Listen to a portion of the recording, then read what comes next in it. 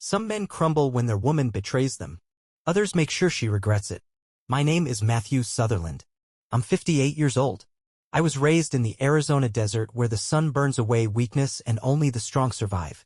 Out here, a man either learns to read the land or he becomes part of it.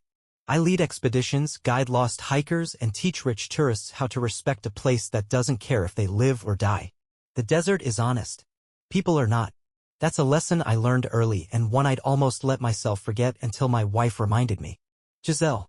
32, blonde, fit, always restless. I used to think of her as the kind of woman the wind couldn't hold down. Turns out she didn't want to be held down. I noticed it in the little things first, checking her phone too much, laughing at something I wasn't part of.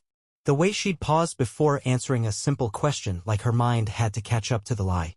A man who's spent his life tracking footprints in the sand knows when something's out of place. One evening she came home late, tossing her purse on the kitchen counter. Work ran over, she said, peeling off her shoes like it was any other night. The words were too smooth, too rehearsed. Yeah? I didn't look up from my whiskey. What's that you do again?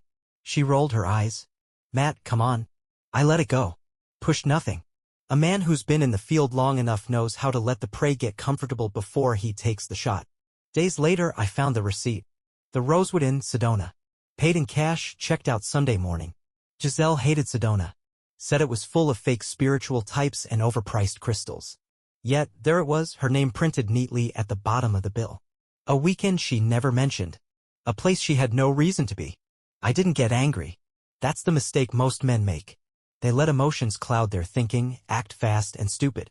Instead, I poured another drink and sat out on the porch, watching the desert swallow the last of the sunlight. I had two choices: confront her, watch her lie, make it easy for her. Or wait. Learn the full shape of the thing before cutting it off at the root. The desert teaches patience. Predators don't chase. They wait, let the weak step into their trap. I do the same. The next day, I followed her. Nothing obvious. A man who tracks for a living knows how to disappear when he wants to. I stayed 3 cars back, took alternate routes, never parked too close. She wasn't careful, cheaters never are. She pulled into a flower shop of all places. Murrow's Blooms. Small, tucked between a diner and a used bookstore. I'd driven past it 100 times and never paid attention. Giselle walked inside, head high, shoulders back, like she belonged there. A few minutes later, a man stepped out from behind the counter to greet her. Blaine Morrow. Lean, mid-30s, the kind of man who looked like he spent more time reading poetry than fixing things. Always had a flower in his hands even as he spoke. He was too close to her, too at ease. And she was smiling in a way she didn't at home anymore. I didn't need more than that. But I wanted more. I watched. 2 days later, she met him again, this time in the early evening. No hesitation, no looking over her shoulder. She trusted him. The third time, she wasn't as careful. He reached out, brushed a strand of hair from her face. She let him. A small thing, but small things tell the biggest truths. I could have confronted her then. I could have walked through that door, knocked over a few flower arrangements, made a scene. But there's no satisfaction in a quick fight. No lesson learned.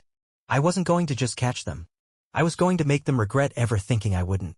That night, I sat by the fire outside, a bottle of bourbon at my side. The wind carried the distant sound of coyotes, the same restless call I'd grown up with. I let my mind settle on what needed to be done. A weaker man would have asked why. Would have sat his wife down, begged for an explanation, hoped for some excuse that might make it hurt less.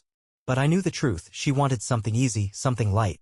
Not the weight of a man who understood what it meant to endure. That was fine. She wanted easy? I'd show her what difficult looked like.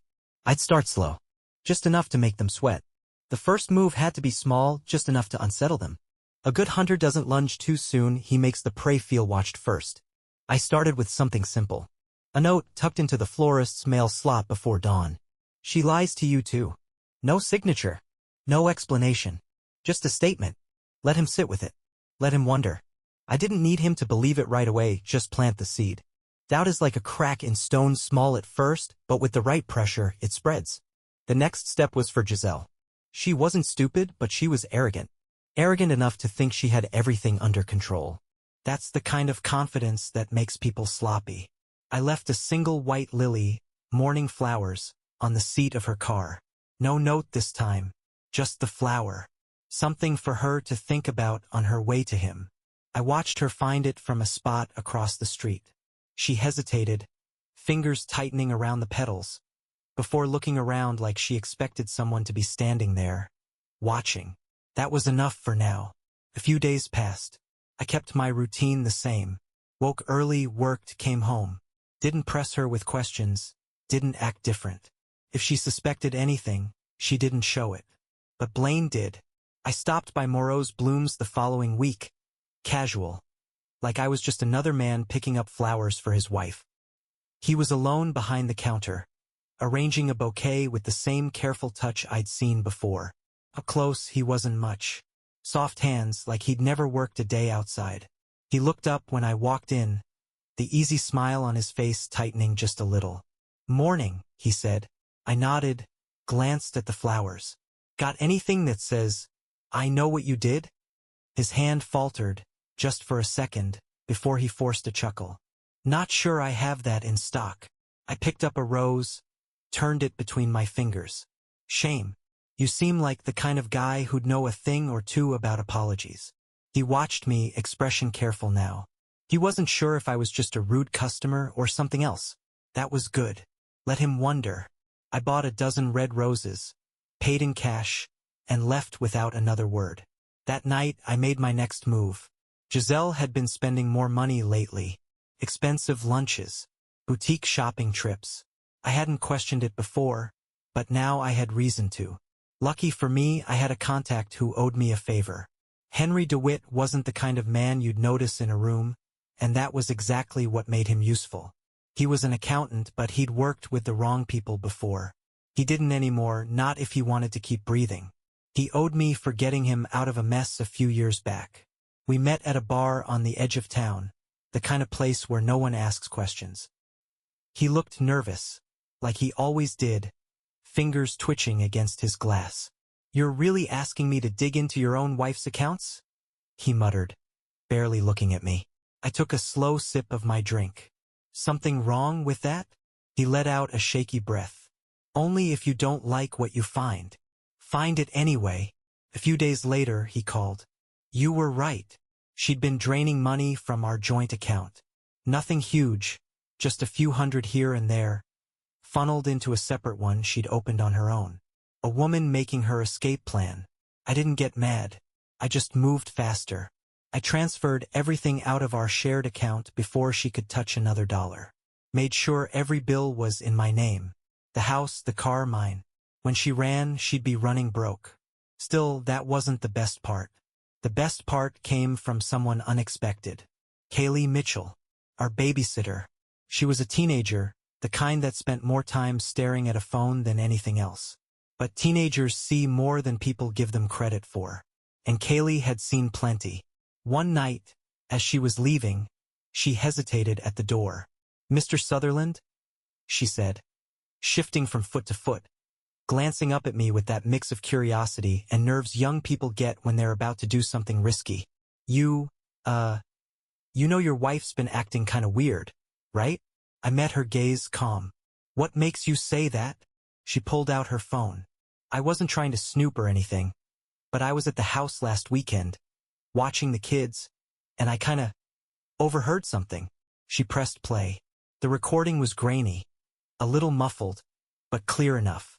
Giselle's voice, light and teasing. "He doesn't suspect a thing. He never asks. He's just, Matt, same as he's always been." Then Blaine. "I don't know, Giselle. He's not stupid." She laughed. "Please. I could be gone a whole weekend and he'd think I was at the grocery store." Kaylee paused the audio. "Figured you should know." I took the phone from her, played it again, slower this time. She thought I was stupid, thought I was predictable, thought I wasn't watching. I handed the phone back. "Good work." She grinned, like she just won some secret prize. "So, am I still getting paid for babysitting?" I almost smiled. "Yeah, kid. You are." She left, bouncing down the steps, phone in hand, already typing to someone. I stood in the doorway for a long moment, listening to the night settle in around me. It was time. I had enough. The notes, the flower, the finances, the recording. The pieces were all there. I was done playing quiet. I started with Blaine. Giselle was comfortable. Too comfortable. She thought she had everything handled. Thought I was the same man I'd always been, predictable and blind. Blaine, though, he wasn't so sure. He had doubt in him, and doubt is a lever if you know how to use it. The morning after I got the recording, I stopped by Morrow's Blooms again. This time, I didn't walk in. I just stood across the street, leaning against my truck, arms crossed, watching. It took less than 5 minutes for him to notice me. I saw at the moment his hands stilled, the way his gaze flicked up from behind the counter, pausing in the middle of wrapping a bouquet. He hesitated, then tried to act normal, but normal isn't something you can force. I let him sit with it. Let him squirm. Then I got in my truck and left. The next move was quieter. Another note slipped into his car while he was inside locking up for the night. This isn't going to end well for you. Simple. Direct. I didn't need him panicking. Not yet. I needed him off balance, second-guessing everything. Needed him to start looking at Giselle and wondering if she was lying to him, too. By the next afternoon, I had my answer. Giselle came home tense, shoulders tight, her phone gripped in her hand. She poured herself a drink as soon as she walked through the door, unusual since she wasn't much of a drinker unless she was celebrating or nervous. I sat at the table, flipping through an old field guide on desert survival, watching out of the corner of my eye. She barely looked at me before tossing back half the glass. "You all right?" I asked casual. She glanced up. "Yeah. Why?" I shrugged. "Seemed stressed." She hesitated just a fraction too long before forcing a smile. "Work's just been a lot." I let her sit in that lie. Let it settle. That night, she stepped outside to take a phone call, voice low but not low enough. "Just relax, okay? Nobody knows anything." A pause.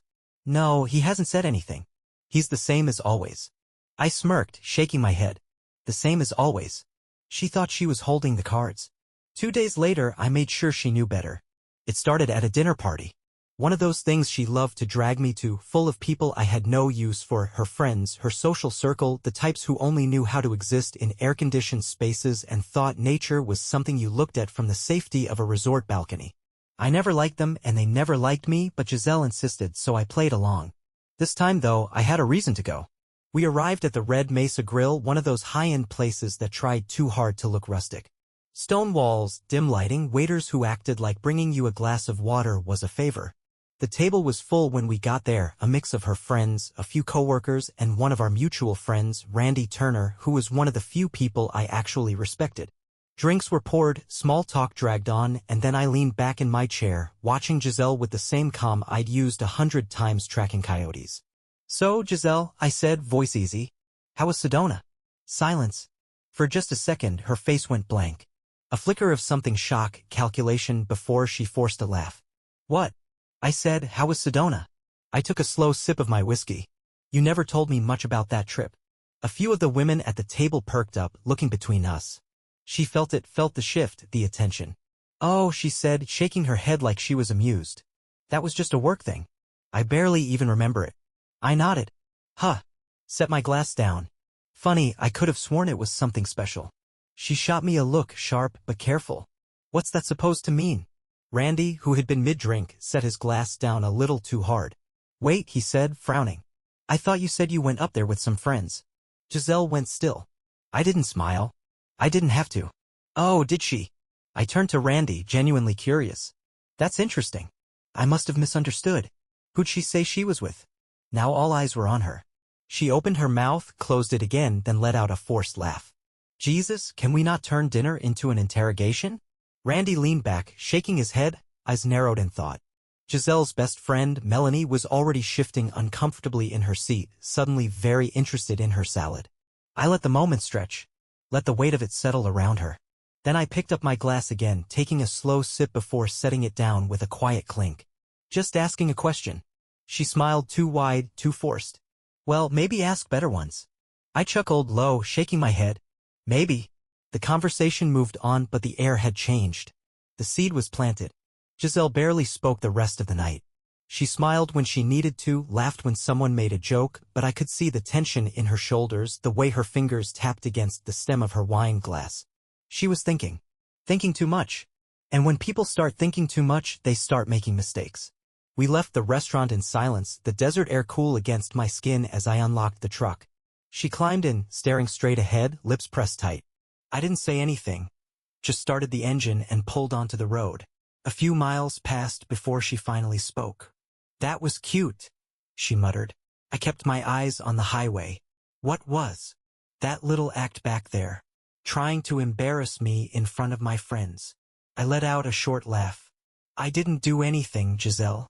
Just asked a question. She turned toward me, her expression sharp in the glow of the dashboard lights.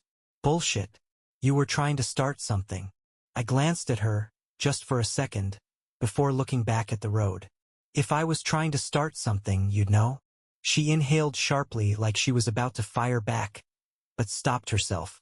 Instead, she exhaled slowly, pressing her fingers against her temples.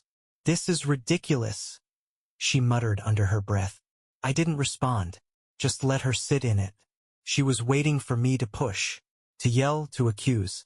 If I did that, she'd get defensive, twist things, turn it into an argument about my behavior instead of hers. That's how people like her worked. But I wasn't giving her that opening. When we got home, she went straight to the bedroom, shutting the door harder than necessary. I took my time, poured myself a drink, sat outside on the porch. The desert stretched out in front of me, endless and quiet. There's something about the stillness of the land at night, the way the stars watch without judgment. I thought about the way Randy had looked at her, the way Melanie had suddenly lost interest in the conversation. She was losing control of the narrative. I checked my phone. A text from Randy. We should talk. I smirked, took a sip of whiskey, and typed back. Tomorrow. My place. The next afternoon, he showed up, knocking on the door with the back of his knuckles. He wasn't smiling. I stepped aside, letting him in, and poured him a drink without asking. He took it but didn't touch it right away. She's lying, isn't she? He finally said. I leaned against the counter. What do you think? He exhaled through his nose, shaking his head. I don't know, man, but she's been weird lately. You know, she told Melanie she went up to Sedona alone? But last week, she told me she was with some work friends. I raised a brow, waiting. He finally took a sip of his drink, eyes dark. Look, I don't want to get in the middle of your marriage, but if she's screwing around, she's not even being smart about it. That's the thing about people like Giselle, I said, swirling the whiskey in my glass. They think they're untouchable. He nodded slowly, processing. I let the silence stretch before pulling out my phone. Scrolled to the recording Kaylee had given me, then slid it across the table. Press play. He hesitated, then tapped the screen. Giselle's voice filled the room, light and teasing. He doesn't suspect a thing. He never asks. He's just, Matt, same as he's always been. Blaine's voice followed, uneasy. I don't know, Giselle. He's not stupid. Then her laugh. Please. I could be gone a whole weekend and he'd think I was at the grocery store. Randy stared at the phone like it had just spit venom. His jaw tightened, fingers flexing against his glass. He didn't say anything for a long time. I leaned back in my chair. Still don't want to be in the middle of it? His lip curled. What a bitch. I didn't correct him. He dragged a hand through his hair, exhaling hard. Her parents are gonna lose their damn minds when they find out. That was the reaction I wanted. He was close with her family. If he told them, it wouldn't be coming from me. It would be coming from someone they trusted. And that would make it hit twice as hard. He looked up at me. You gonna torch the whole thing? I gave him a slow smile. You know me, Randy. He huffed a laugh. Yeah, I do. He tossed back the rest of his drink, set the glass down and stood. Let me know when you're ready for the fireworks. I nodded, watching him go. Giselle thought she was smart. Thought she had me figured out. She had no idea what was coming. I gave it a week. Let the tension build. Let the doubt creep in. Randy did exactly what I knew he would. He told Melanie, and Melanie told Giselle's mother. Word spread like fire in dry brush. Giselle was too busy trying to keep her lies straight to notice what was coming next. That was fine. She was about to find out. The town's local magazine, Palo Verde Living, was nothing special. A small-time publication mostly filled with event listings, community announcements, and the occasional feature on local businesses. It wasn't the kind of place people looked for drama. which made it the perfect place to drop a bomb. I sent the letter under an anonymous name, just a concerned citizen, writing in about the importance of trust, family, and how betrayal has a way of exposing a person for who they really are. It wasn't just about Giselle. It was about people like her. People who took loyalty for granted. People who mistook kindness for weakness. I included no names. No direct accusations. But the details? The details made it clear exactly who it was about. When the issue came out, it hit like a brick to the side of the head. Giselle came home that evening with a look I hadn't seen on her before. Panic, barely restrained beneath a layer of forced calm. She tossed her purse onto the counter, stood there for a second, then turned to face me, arms crossed. "What did you do?" I looked up from my beer. "What?" Her voice was tight. "The article." I blinked like I had no idea what she was talking about. "Haven't read it yet." She let out a sharp breath, shaking her head. "Don't play dumb, Matt. That was you." I set my bottle down, slow. "Sounds like you got something to feel guilty about." She opened her mouth, then closed it again, fists clenching at her sides. She wanted to fight, wanted me to yell so she could turn this into something else, but I wasn't giving her that. Instead, I leaned back in my chair. "What did it say?" She let out a hollow laugh. "Oh, come on." I didn't say anything, just watched her. Her jaw tightened. "It's all over town. My mother called me sobbing this afternoon. Melanie won't even answer my texts. People at work were whispering behind my back all day. Do you have any idea what you've done?" I tilted my head. "Did I lie?" She flinched, just barely. Then she straightened, arms still crossed, trying to hold on to whatever scrap of control she thought she had left. "You think this makes you look good?" she snapped. "Dragging our personal business out for the whole town to see?" I smirked. "Funny. I don't remember you worrying about that when you were sneaking around with the florist." Her mouth opened, but nothing came out. I pushed my chair back, stood up, and crossed the room. Slow, deliberate. She didn't move. "I didn't need to tell anyone, Giselle," I said low. "You did that all on your own. I just gave them something to look at." For the first time since this whole thing started, she looked unsure.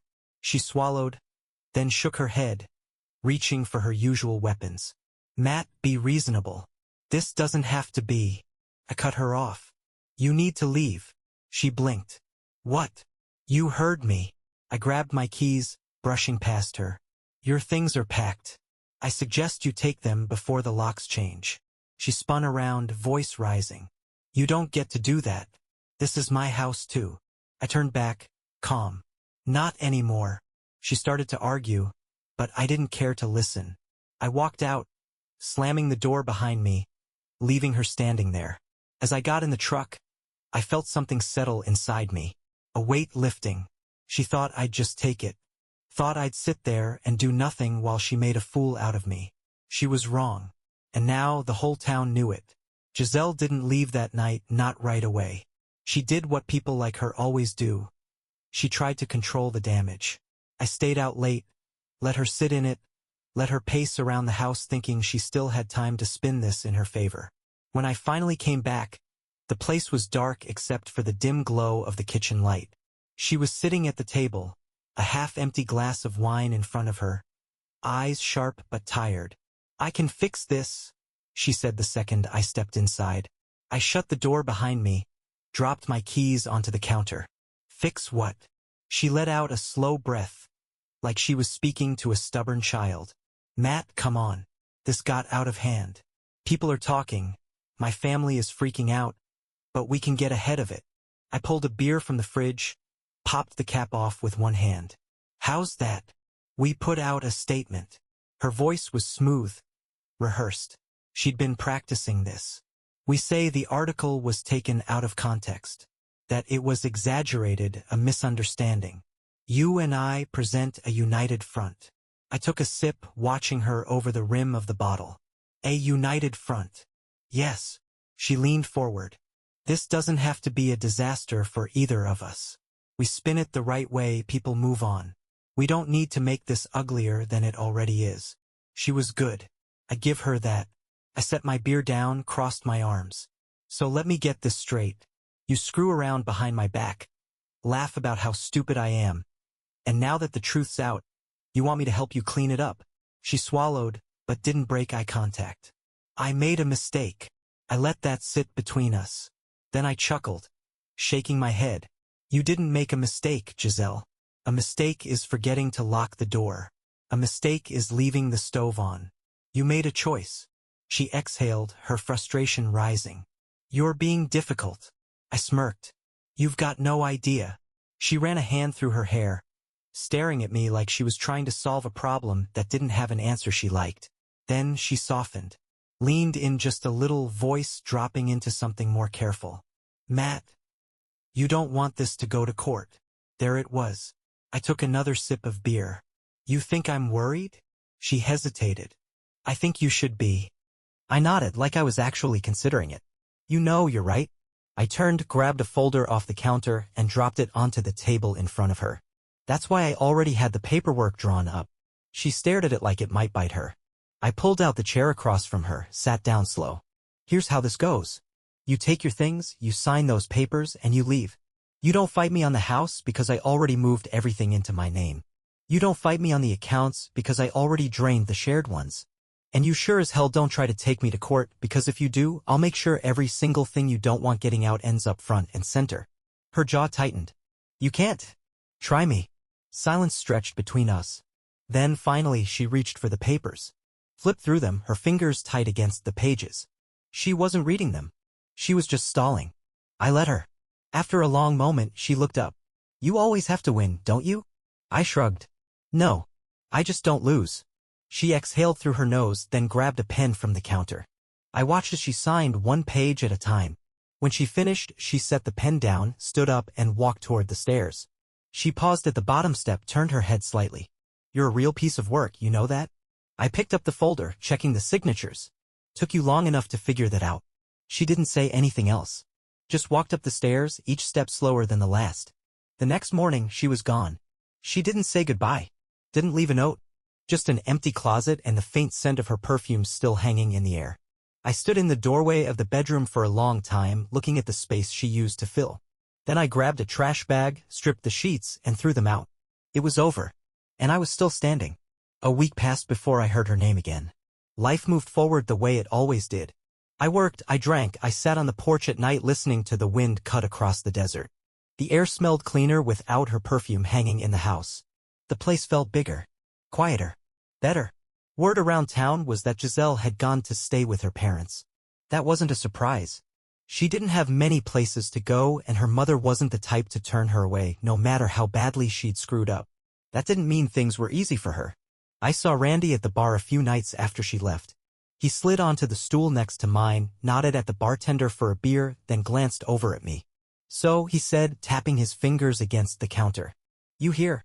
I took a sip of whiskey, didn't bother asking what he meant. I hear a lot of things. He smirked. Yeah, well, this one's good. Giselle tried reaching out to a few people. Melanie, some of the girls from work. Even her old trainer at the gym. He shook his head, amused.